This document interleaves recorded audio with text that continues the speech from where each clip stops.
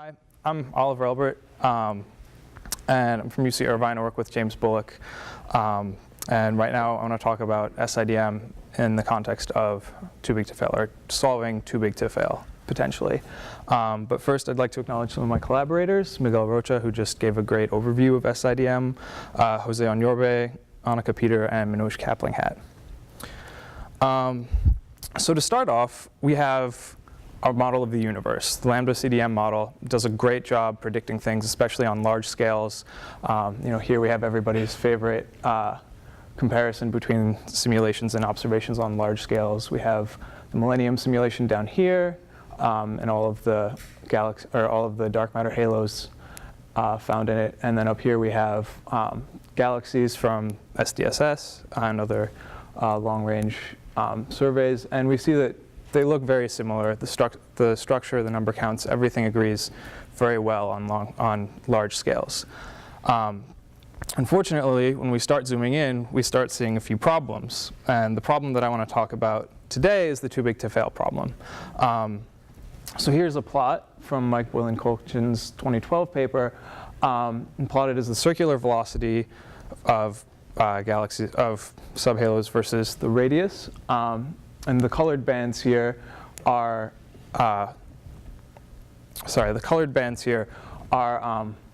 results from VL2 and Aquarius, which are Milky Way-sized which are simulations of Milky Way-sized galaxies.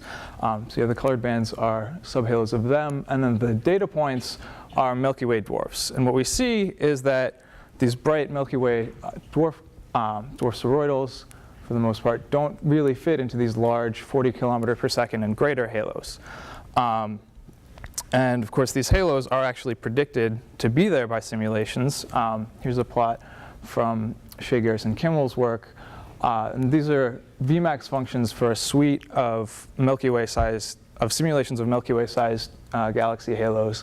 And we see that basically all of them have a few of these, high Vmax subhalos. So these subhalos are predicted to be there by all of our simulations, but we don't see them when we look out into the Milky Way. We don't see any dwarves that could live in these halos. So there have been a couple of solutions proposed to try and reconcile our simulations with our observations. Some people have talked about baryons and baryonic feedback, potentially lowering the central densities enough in order to solve too big to fail. But when you look at this from the perspective of energy arguments, it can potentially get dicey. So you could argue that maybe the Milky Way is just a lot smaller than we thought it was, but then you run into trouble with Leo 1 and the Magellanic Clouds, and also issues with the local group mass and dynamics. You could just throw up your hands and say, well, I guess galaxy formation is really stochastic on these scales, and we just happen to not see any galaxies formed in these subhalos. But in that case, not only do you have to have a really large amount of stochasticity, it has to scatter in such a way that you pretty much only get suppression in the denser halos, and in the sparser halos you still can have galaxies formed. And then of course what I have been investigating is some potentially new dark matter physics, specifically self-interacting dark matter physics. And so like Miguel said, basically SIDM is CDM, just where we give the dark matter particles interaction cross-sections. And the interaction cross-sections that are currently allowed by constraints examining like the bullet cluster and halo shapes are below about 1 centimeter squared per gram, which actually, even though it, as Miguel said, does sound kind of crazy when you look at it in terms of normal baryons, there are some pretty well-motivated particle physics models that can explain, or that allow for or predict these kinds of cross-sections between dark matter particles. And I mean, of course, you can have different scattering processes that lead to different velocity dependencies in your velocity and energy dependencies in your cross-sections. But for the most part, we just have examined constant cross-section models just as a sort of base 0th order examination into SIDM. So what I've done, and collaborators have done specifically is we've ran cosmological zoom-in simulations of dwarf halos, 3 in particular, with Vmaxes, or peak circular velocities, of 37, 42, and 54 kilometers per second. And this is a nice visualization of the 42 kilometer per second halo you can see in the background.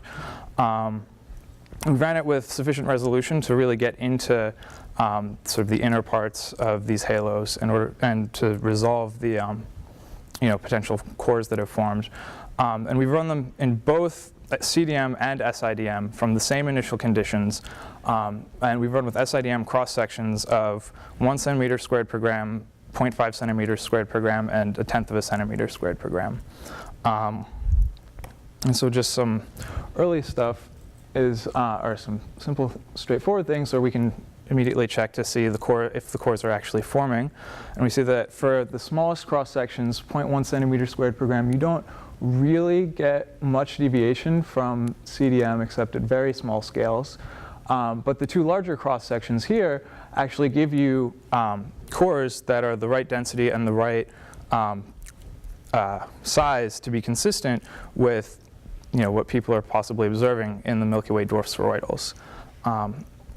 But as Miguel brought up earlier, this 1 centimeter squared per gram cross section is probably excluded by looking at the bullet cluster and other things. So right now we're just going to focus, or I'm just primarily focused on the 0.5 centimeter squared per gram cross section. So here for all 3 halos, I've plotted the ratio of the densities in the SIDM simulations to the CDM simulations. Here the blue is the largest halo, the green is the medium one, and the red is the lightest halo. And this and everything going forward is, as I've said, for just the 0.5 centimeter squared per gram halo, or cross section. And excuse me. And you can see that this really does lower the central densities by a really large amount, down by, in where we're resolved in these inner regions, as much as 60 to 80%, which is a pretty stark difference. But anyway, getting back to the too big to fail problem, the way that you want to look at too big to fail is not through the central densities, but through the circular velocities. So here we have, again, circular velocities for these halos as a function of radius, with the same Milky Way dwarfs plotted all the way down here.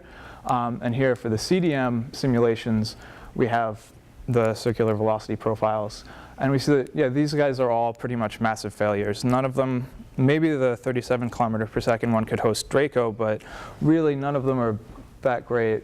And they don't really line up very well with what we see out looking at the Milky Way's bright dwarfs. But if instead we look at the same halos run with SIDM, we see that these same halos, suddenly their velocities have decreased significantly in the center. The central densities are lower enough that now they can host like Draco or some minor, all of these dwarves suddenly can fit into these largish dark matter subhalos. So really, the takeaway from this, or what I'd like for you to take away from my talk is, though cluster observations have ruled out a significant parameter space or a significant region of cross sections or number of cross sections, we're still allowed to play with stuff below 1 centimeter squared per gram.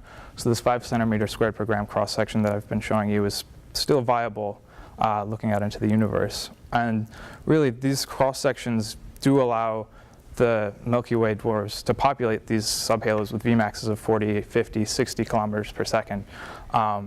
So really, the main bullet point is down here: SIDM can solve too big to fail. Thank you.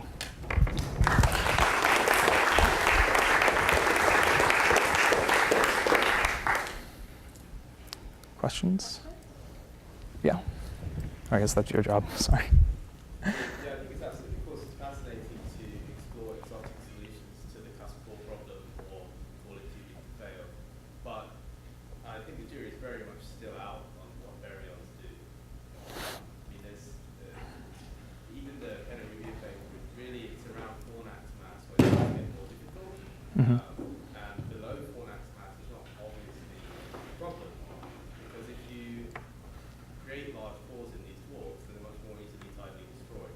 Right. So the objects we're looking at may be, by very definition, the rare survivors. So one has, I think there's an awful lot of work being done and still to be done before we can make any bold statements like that. I mean, is that a question? I guess I can. That's a comment. Yeah. Okay. I mean, no, that's definitely true, and it's something that I would really like to do is to run some simulations with both SIDM and baryon physics in it. But right now, the computational cost to run just SIDM is a little on the high side. So adding SPH into that sort of makes it a dicey proposition. But no, that is definitely something that you should take into account. Without the complications with baryons, how many profiles differ for SIDM? Do you get the NFW type of profile or something quite different? So for the density profiles, actually, here. So again, these are the density profiles. The blue here is just the initial conditions, or the CDM, and that's pretty much an NFW. So you can see it does just lower the. Yeah. Wait. Yeah, it makes the. Yeah, so the blue is the dark blue is CDM. The lighter blue is SIDM with a cross section of 1 centimeter squared per gram. Yeah, sorry about that.